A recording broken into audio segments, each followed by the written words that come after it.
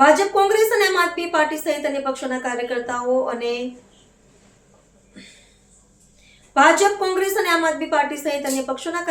અને અપક્ષ ઉમેદવારોએ ચૂંટણી મેદાનમાં ઝંપલાવવા માટે કમર કસી છે.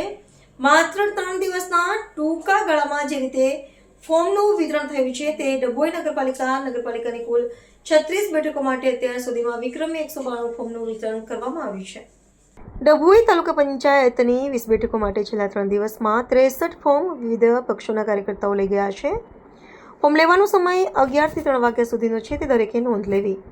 ત્રિપાંખીયો જંગ અને નવા સમીકરણો. પરંપરાગત રીતે ડભોઈમાં ભાજપ અને કોંગ્રેસ વચ્ચે સીધી ટક્કર થતી હોય છે, પરંતુ આ વખતે આમ આદમી પાર્ટી અને અન્ય નાના પક્ષોએ પણ ઝંપલાવતા ચૂંટણી જંગ ત્રિપાંખીયો બને તેવી પૂરેપૂરી શક્યતા છે. ખાસ કરીને યુવા કાર્યકર્તાઓ અને નવા ચહેરાઓમાં ભારે ઉત્સાહ જોવા મળી રહ્યો છે. દિગ્ગજોના ભાવિ પર સવાલ.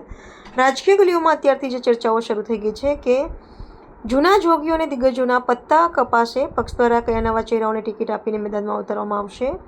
શક્તિ પ્રદર્શન અને આંતરિક ખેંચતાણ વચ્ચે કોનું પલડું ભારે રહેશે? હાલમાં માત્ર ફોર્મ વિતરણની પ્રક્રિયા વેગમાં છે. આગામી દિવસોમાં જ્યારે ફોર્મ ભરાઈને પરત આવશે અને પક્ષો દ્વારા સત્તાવાર ઉમેદવારોના નામ જાહેર કરવામાં આવશે, ત્યારે ડભોઈનું રાજકીય ચિત્ર વધુ સ્પષ્ટ થશે.